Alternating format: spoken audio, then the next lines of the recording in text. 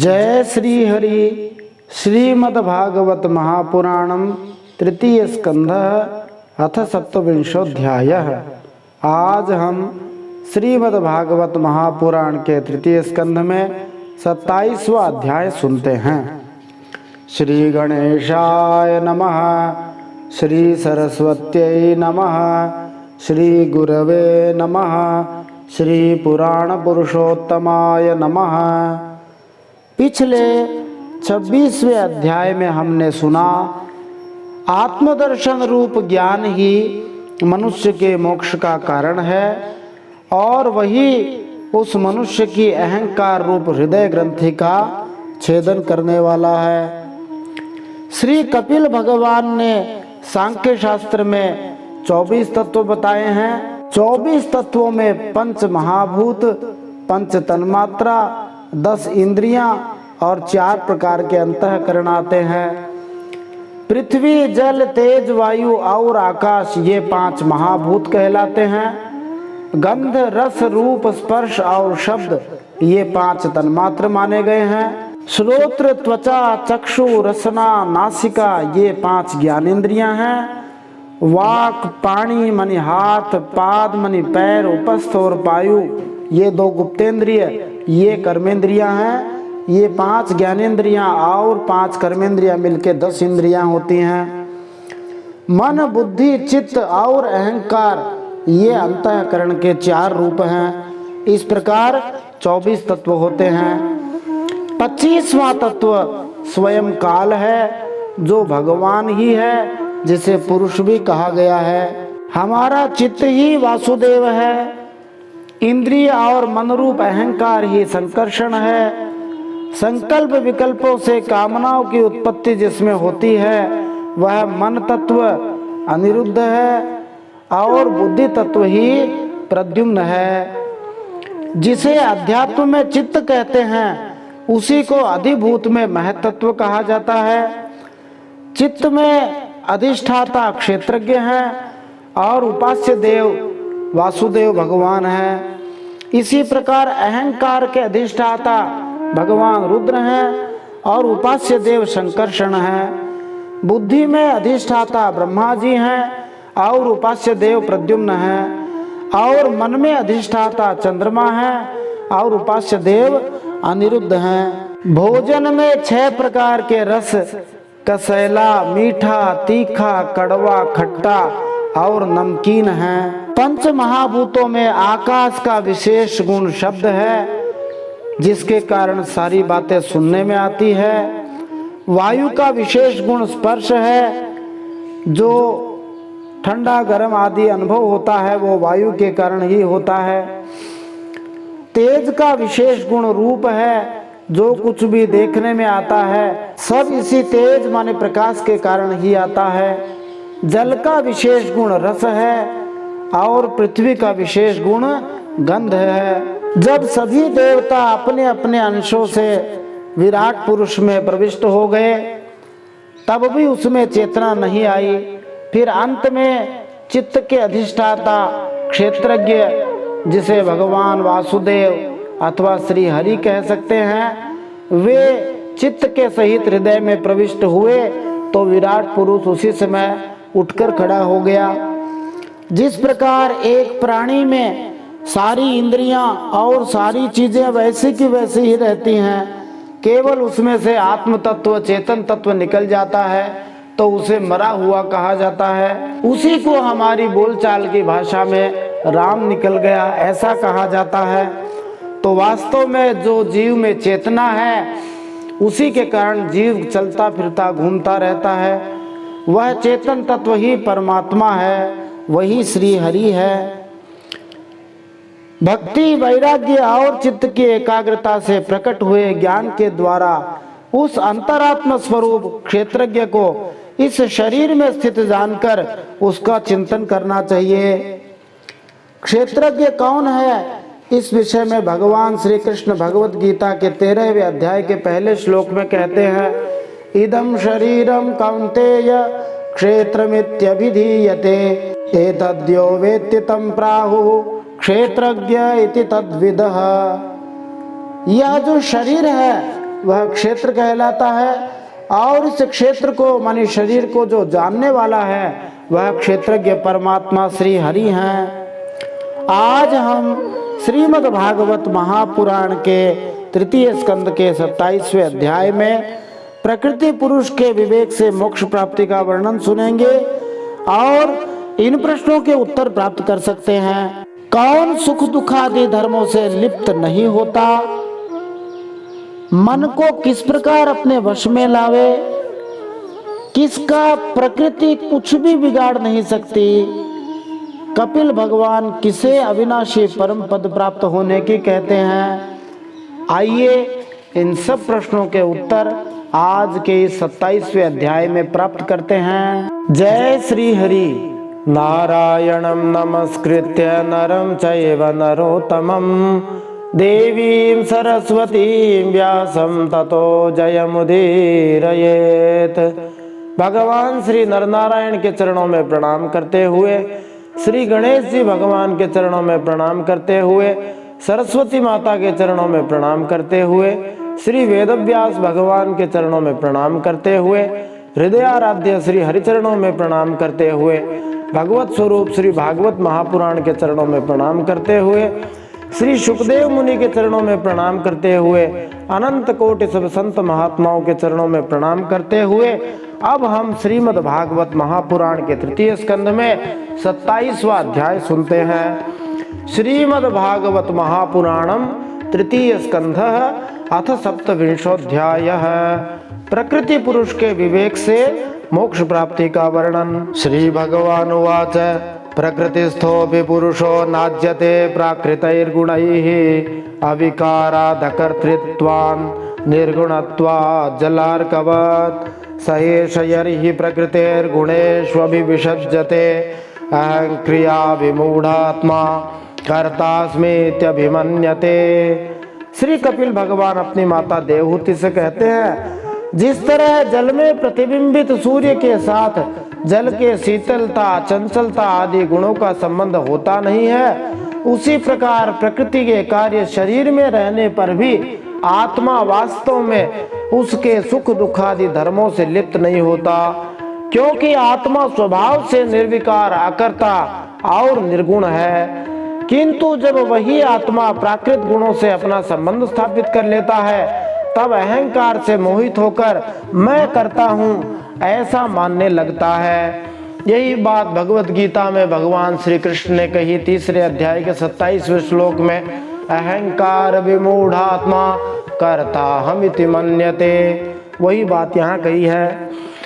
तेन संसार पदवीम अवशो भेत्य निर्वृतः प्रासंगिकैः कर्म दोषैः सदसन्मिश्र योनिषु अर्थेय विद्यमानेऽपि संसृतिर्न निवर्तते ध्यायतो विषयानस्य स्वप्नेनर्थागमो यथा। उस अभिमान के कारण वह देह के संसर्ग से किए हुए पुण्य पाप रूप कर्मों के दोष से अपनी स्वाधीनता और शांति खो बैठता है तथा उत्तम, मध्यम और नीच योनियों में उत्पन्न होकर संसार चक्र में आत्मा घूमता रहता है। जिस प्रकार सपने में भय शोक आदि का कोई कारण न होने पर भी सपने के पदार्थों में आस्था हो जाने के कारण दुख उठाना पड़ता है, वैसे ही भय शोक, अहम मम मानी मैं और मेरा और जन्म मरण आदि रूप संसार की कोई सत्ता न होने पर भी अविद्यावश विषयों का चिंतन करते रहने से जीव का संसार चक्र कभी पूरा ही नहीं होता है। अतएव शनैश्चित्तं प्रसक्तमसतां पथि भक्ति योगेन तीव्रेण विरक्त्या च नयेद्वशं यमादिभिर्योग पथैरभ्यसन् श्रद्धयान्वितः मयि भावेन सत्येन मत्कथा श्रवणेन च। तो जब यह जीवात्मा इतने चक्कर लगाता है, इतना दुख पाता है, तो फिर उपाय क्या है कि दुखों से निवृत्ति हो जाए। भगवान कपिल कहते हैं, बुद्धिमान मनुष्य को यही करना चाहिए कि वह विषय चिंतन में फंसे हुए इस चित्त को तीव्र भक्ति योग और वैराग्य के द्वारा धीरे धीरे अपने वश में लेकर आवे। भक्ति योग और वैराग्य ही मन को वश में करने का सबसे सरल उपाय है। बाकी मन को वश में करना इस जीवात्मा को दुखों के बंधन से मुक्त करना बड़ा मुश्किल है। इसलिए कपिल भगवान कई प्रकार के साधन बताते हैं। उन साधनों से और भगवान की भक्ति करनी चाहिए। यमादि योग साधनों के द्वारा श्रद्धा पूर्वक अभ्यास, चित्त को बारंबार एकाग्र करते हुए मुझ में सच्चा भाव रखने से, मेरी अर्थात भगवान की कथा सुनने से। और कौन से उपाय? सर्वभूत समत्वेन निर्वैरेण प्रसंगतः ब्रह्मचर्येण मौनेन स्वधर्मेण बलीयसा यदृच्छयोपलब्धेन संतुष्टो मितभुङ् मुनिः विविक्त शरणः शांतो मैत्रः करुण आत्मवान। और कौन से उपाय जिनसे मनुष्य अपने मन को भगवान में लगा सकता है? समस्त प्राणियों में समभाव रखने से, किसी से वैर नहीं करने से, आसक्ति का त्याग, ब्रह्मचर्य, मौन व्रत और बलिष्ठ अर्थात भगवान को समर्पित किए हुए स्वधर्म से जिसे ऐसी स्थिति प्राप्त हो गई है कि प्रारब्ध के अनुसार जो कुछ मिल जाता है उसी में संतुष्ट रहता है, रात दिन धन या पदार्थ की कमी को लेकर रोता नहीं रहता है, परिमित मनी बराबर मात्रा में भोजन करता है, सदा एकांत में रहता है, शांत स्वभाव है, सबका मित्र है, दयालु और धैर्यवान है।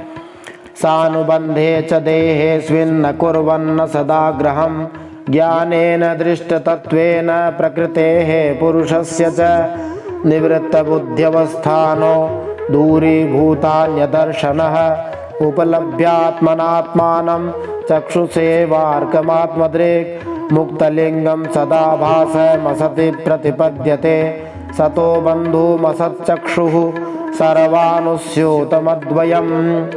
प्रकृति और पुरुष के वास्तविक स्वरूप के अनुभव से प्राप्त हुए तत्वज्ञान के कारण स्त्री पुत्र आदि संबंधियों के सहित इस देह में मैं मेरेपन का मिथ्या अभिनिवेश नहीं करता, बुद्धि की जागृत आदि अवस्थाओं से भी अलग हो गया है तथा जो परमात्मा के अलावा और कोई वस्तु देखता ही नहीं, वह आत्मदर्शी मुनि नेत्रों से सूर्य को देखने की भांति अपने शुद्ध अंतःकरण द्वारा परमात्मा का साक्षात्कार कर उस अद्वितीय ब्रह्मपद को प्राप्त हो जाता है। जो देह आदि संपूर्ण उपाधियों से पृथक, अहंकार आदि मिथ्या वस्तुओं में सत्य रूप से भासने वाला, जगत कारण भूता प्रकृति का अधिष्ठान, महद आदि कार्य वर्ग का प्रकाशक और कार्य कारण रूप संपूर्ण पदार्थों में व्याप्त है। यथा जलस्थ आभासः स्थलस्थेनावदृश्यते स्वाभासेन तथा सूर्यो जलस्थेन दिवि स्थितः एवं त्रिवृदहंकारो भूतेन्द्रिय मनोमयैः स्वाभासैर्लक्षितोनेन सदाभासेन सत्यदृक् भूत सूक्ष्मेन्द्रिय मनो बुद्ध्यादिष्विह निद्रया लीने श्वसति यस्तत्र विनिद्रो निरहंक्रियः। जिस प्रकार जल में पड़ा हुआ सूर्य का प्रतिबिंब दीवार पर पड़े हुए अपने आभास के संबंध से देखा जाता है और जल में दिखने वाले प्रतिबिंब से आकाश में स्थित सूर्य का ज्ञान होता है, उसी प्रकार वैकारिक आदि भेद से तीन प्रकार का अहंकार देह, इंद्रिय और मन में स्थित अपने प्रतिबिंबों से लक्षित होता है और फिर सत परमात्मा के प्रतिबिंब युक्त उस अहंकार के द्वारा सत्य ज्ञान स्वरूप परमात्मा का दर्शन होता है, जो सुसुप्ति के समय निद्रा से शब्द आदि भूत सूक्ष्म इंद्रिय और मन बुद्धि आदि के अव्याकृत में लीन हो जाने पर स्वयं जागता रहता है और सर्वथा अहंकार शून्य है। मन्यमानस्तदात्मान मनष्टो नष्टवन्मृषा नष्टे हंकरणे दृष्टा नष्टवित्तैवातुरः एवं प्रत्यवमृष्यासा वात्मानं प्रतिपद्यते साहंकारस्य द्रव्यस्य योऽवस्थानमनुग्रहः। जागृत अवस्था में यह आत्मा भूत सूक्ष्म आदि दृश्य वर्ग के दृष्टा रूप में स्पष्टतया अनुभव में आता है, किंतु सुसुप्ति के समय अपने उपाधि भूत अहंकार का नाश होने से वह ब्रह्मवश अपने को ही नष्ट हुआ मान लेता है और जिस प्रकार धन का नाश हो जाने पर मनुष्य अपने को भी नष्ट हुआ मानकर अत्यंत व्याकुल हो जाता है, उसी प्रकार वह भी अत्यंत विवश होकर नष्टवत हो जाता है। हे माता जी, इन सब बातों का मनन करके विवेकी मनुष्य अपने आत्मा का अनुभव कर लेता है, जो अहंकार के सहित संपूर्ण तत्वों का अधिष्ठान और प्रकाशक है। देवहूतिरुवाच पुरुषं प्रकृतिर्ब्रह्मन् अभिमुञ्चति कर्हिचित् अन्योन्यापाश्रयत्वाच्च नित्यत्वादनयोः प्रभो यथा गन्धस्य भूमेश्च न भावो व्यतिरेकतः अपां रसस्य च यथा तथा बुद्धेः परस्य च।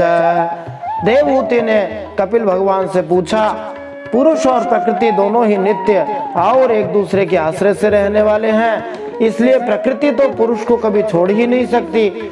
जिस प्रकार गंध और पृथ्वी तथा रस और जल की पृथक पृथक स्थिति नहीं हो सकती, उसी प्रकार पुरुष और प्रकृति भी एक दूसरे को छोड़कर नहीं रह सकते।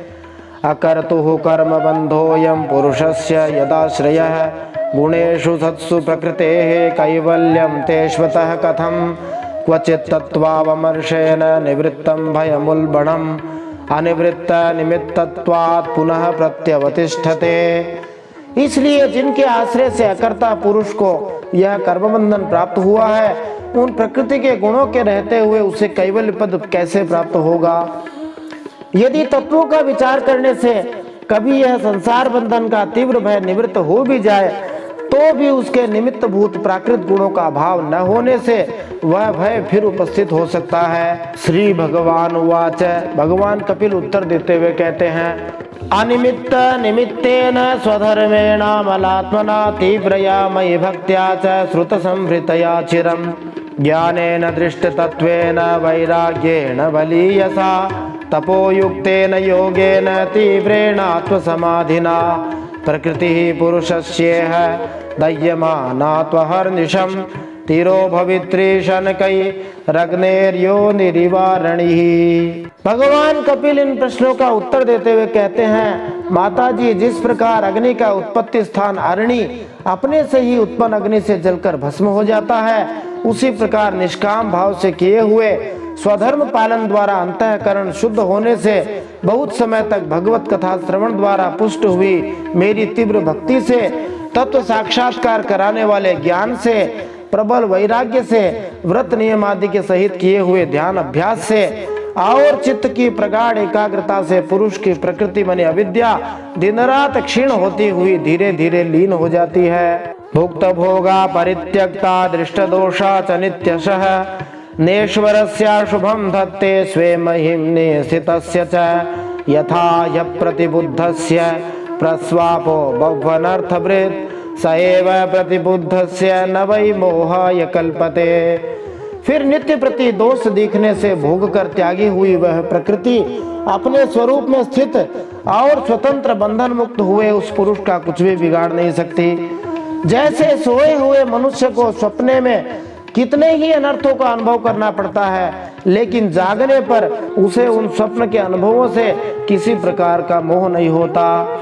एवं विदित तत्वस्य प्रकृतिर्मयि मानसं युञ्जतो नापकुरुत आत्मा रामस्य कर्हिचित् यदैव मध्यात्मरतः कालेन बहुजन्मना सर्वत्र जात वैराग्य आब्रह्म भुवनान् मुनिः।